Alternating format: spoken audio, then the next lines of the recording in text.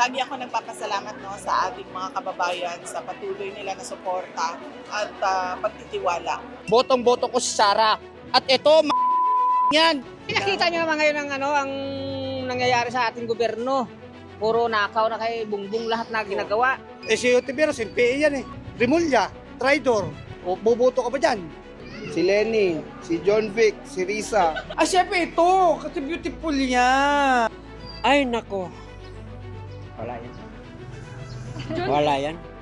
Naku, lalo na yan. Kung matindi ito, mas lalo pa yan. Nilalabanan niya lahat. Sara Duterte. Lenny po. Lenny Robredo. Duterte. Sara Duterte. Sara Duterte. Duterte. Sara Duterte. Sara, siyempre, Sara. Sara Duterte po. Ayos yan. Taga Mindanao po. Siyempre, Sara. Mabait yan si Sara.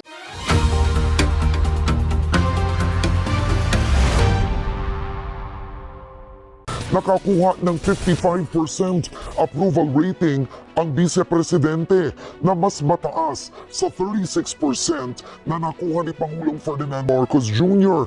Mataas ang nakuhang ratings ni Duterte sa Visayas at Mindanao, habang mas mataas ang ratings ng Pangulo sa Balanced Luzon.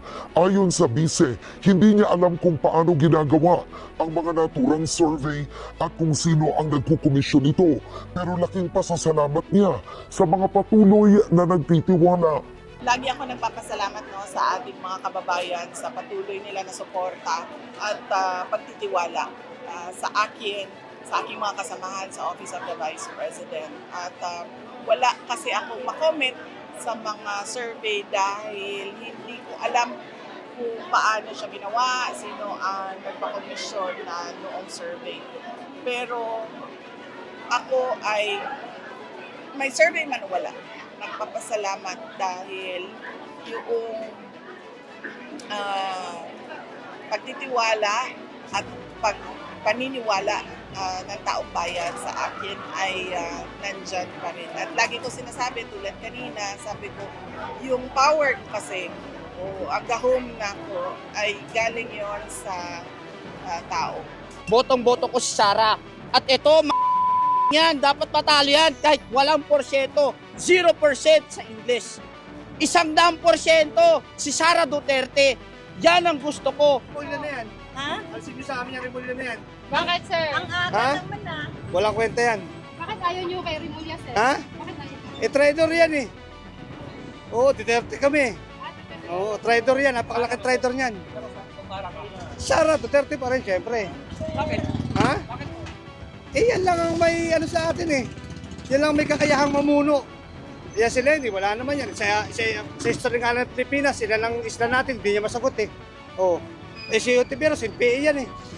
Oh, tsaka pipili sa mga yan, kaya Sara ka na. Tumitino pa ang ating bansa. Napakasimple lang naman yan. Logic lang isipin mo dyan. Rimulya, Traidor, bakit ka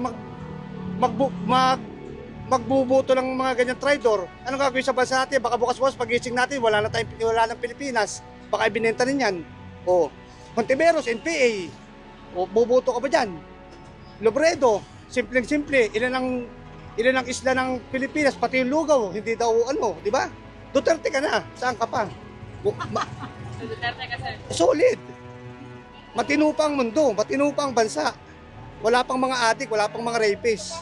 O, pag si Otiveros, baka tayo, lahat na tayo, magbarilan dito, puro NPA na tayo. Di ba? Ganun lang kasimple yan. Ako, Sara ako, Duterte. Bakit Sara po, sir? Sa gayahin niya po yung panamalakad ni Tatay Digong eh. So, gusto Sa niyo po maging payapa rin yung Pilipinas at hindi diit pag siya nanalo, ma'am. Ano yan, ma'am? Mga tao rin, mga bayan. Kaya Sara Duterte ako. Ako, si Lenny, si John Vic, si Risa. Ang hindi ko iboboto, si Sara Duterte. Bakit, sir?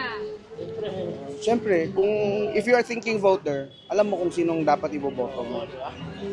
So alam na ng lahat yan, except for a few. So, thank you. Hindi naniniwala sa issue ni Sara, sir. Voting decision. Ito na ang masasabi ko sa inyo sa lahat ng... Ako, I've never been to Davao. Pero if you know Davao, if you talk to anybody from Davao, Oo, talaga. makikita naman ang gawa nila. Kung binubulsan niya ang pera for the longest time sa pamilya niya. Kita mo the way they live, kita mo common sense na lang eh. Kita mo ang Davao, ang ganda. So kung binubulsa nila yung pera, tignan mo yung mga kalaban niya. I don't know about, I've never been to any of their mga baluarte nila. Pero ang alam ko, ang Davao, very nice, very progressive, very modern. So ikumpara mo sa lahat nilang mga baluarte, alam mo na kung sino ang hindi corrupt. Ito mga tatlo ito, puro ito magnanakaw. Ito si Sara, hindi magnanakaw. Yan, si John Beck, bayad na yan eh. Bakit si Sara? Nakita nyo naman ngayon ang nangyayari sa ating gobyerno. Puro nakaw na kay Bungbong lahat na ginagawa. Pati yan si John Beck. Sara talaga, ito mga Sara ako. Bakit si Sara, sir? Ayos yan. Taga Mindanao ako. Siyempre Sara. Mabait yan si Hindi Sara. kayo naniniwala kay Risa, sir? Ay, nako. Wala yan. Wala yan. Naku, lalo na yan. Kung matindi ito, mas lalo pa yan. Ito, medyo konti pero wala pa rin yan. Kakamping. Sara! Higong ako. Sara din Bakit Sara, sir? Ay, pension na. Ay, Iyosin na. gusto wala si Sara. Kayo, sir? Sino Sila ko, buta na. Lupit Yan, niya. apat, sir. Ikaw tatakbo. Yan ba lahat ng tatakbo? Yung ano lang, Si sir. Osure lang. Prospect na lang. Di pa sila na-declare, sir. Pero ito si Rivera. Nakakaya naman kay Riza, tatakbo pa. Anak ng tuko talaga. Duterte. Duterte yan. Bakit, sir? Para mababago na lahat yan. Bakit, sir? Kung hindi pa yung corruption na yun, sir? Matanggal na yung korupsyon. Matagal na yan eh. Sobra-sobra na yung nakorrupt nila para pantakbo yan sa 2028 na naman. Baka may natira pa sa 2025 na pera. Lalabas pa niya sa 2028. Lahat yan wala. syempre ito, kasi beautiful yan. Lenny po kayo. Oo, ano naman. Bakit? Subok kong naging vice president naman siya, marami naman siya nagawa, marami natulungan, kaya gusto ko din siya. And saka wala siyang kasing issue. Sa government issue, wala. Yung bang na galing siya sa mga kap-kap, wala ko narinig sa kanya ganyan. Ako po, Risa. Si Risa, okay din naman si Risa. Kaya lang may issue naman siya sa PhilHealth, hindi ba? Oo. Kamay na bakal Kamay na ba? sa korupsyon. Apat, sir, siya hindi ko. Ha? Wala, mga mga yan. Mga anay sa Pilipinas. Sino yung... Sara Duterte pa rin kami. Bakit kayo, Sara Duterte? Siyempre, maano siya, matapang. Kaya niya pagtanggol ang bansa natin. May paninindigan. May paninindigan sa sarili. So, hindi kayo naniniwala sa mga confidential? Baka issue ni Sara. Hindi kami naniniwala kasi hindi naman nila pinapatunayan sa publiko pa. Nilalabanan niya lahat kasi malinis ang kanyang record. Hindi siya, parang tinitira lang siya para So, bumaba. hindi kayo naniniwala sa confidential funds, ma'am? Sa hindi 100%. Kasi doon lang naman galing sa investigation eh. Doon sila kumuha ng evidence sa Quadco. Naka-monitor ako dyan. Yun ang masasabi ko. Thank you. Maganda po ba mamulog yung mga Duterte, sir? Yes! Experience natin sa father niya, hindi ba? Compare sa mga nagdaang presidente. Yes! Sara po, Sara. Bakit Sara, sir? Lahat naman kami Sara. Simula pa dati, Duterte na kami. Para may pagbabago. Boboto niyo sa 2028? Sara, siyempre, Sara. Sara? Bakit si Sara? Sir, ulit. Yan yung alam ko maraming magawa eh. Maganda. Sara po, Sara. Ako, Duterte ako. Ay, Dati pa. Sara Duterte po. Sara Duterte. Oo. Bakit? Wala, mas feeling ko kasi mas okay ito kaysa katulad ng dati, si Duterte. Sara. Bakit po? Sara lang. Sara. Sir, bakit Sara po? Wala nang kailangan maraming tanong, Sara talaga ako. Si Sara.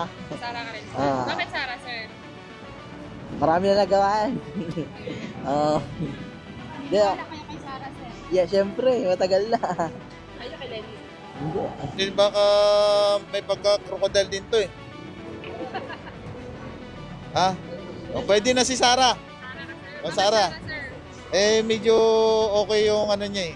Wala pa akong nakitang napalitan masyadong maraming malaking mali. Either Lenny po or Rizal Teves. Yung light up, mukha naman pong okay, but it's the two, yung credentials po nila yung nag-lead po. Kaya, I think, either of the two po, possible na maging president po. Pili na kayo sa Sara Duterte. Sara ka rin, sir. Bakit Sara, sir? Kasi yan ang medyo magandang isa rito sa mga to. Walang kakawenta-kwenta. Sige po. Salamat, sir. Sara Duterte ako dyan. At least yung mga Duterte may magandang record na yan. Diba? Gano'ng kaganda yung record nila? Tatay di ko, ang dami ng pinanong sa mga drugs, diba? Number 1 yun, dapat talaga matanggal ang drugs. Lenny Robredo, mas gusto ko yung, kasi di ba, yung asawa niya nag-candidate ang president, and then siya yung pumalit. They're more credible than any other candidates. Well, Ontiveros is one, but I prefer Lenny. Light green. Bakit Sara? Ay, wala. Basta gusto ko siya. Idol ko yun. Ito. Sara Duterte. Bakit Sara, sir? Maano yung papa niya eh. Si Sara. Bakit Sara, sir? Parang si tatay digong lang din. Basta Sara lang. Oo, kahit sino. Kahit sino na ako. Kahit sino, sir? Ito, wala to. Wala rin eh, ganun din eh. Eh, gato. Wala naman lahat yan. Wala mga bilang yan. Sara ka rin, sir? Oo. Bakit Sara, sir? Takpan mo yan. Bakit Sara, sir? Wala nang mga kwenta yan. Oo ba? Kahit ako bubuto, walang kwenta yan. Ano masabi, tol? Ha? Ano? Dito kasi, tested na to. Ito po. Sara, ma'am. Bakit Sara po? Eh, syempre siya yung siya lang naman yung parang Malakas. Sara Duterte. Sara ka, ma'am. Bakit Sara po? Mas marami silang nagagawa. At tapos mas marami pa siyang magagawa. Nagpaano nga ako yung register para makaboto. Para lang sa kanya. Ito. Sara, ma'am. Bakit po? Ano pong nagustuhan niyo po kay Sara? Basta gusto ko siya. May paninindigan siya sa mga salita niya. Yun lang naman. Pero kagaya po ba siya sa tatay niya? Oo. Yun yung nagustuhan niyo po? O yung, basta pag sinabi niya, ginagawa niya, di ba yung mga ano.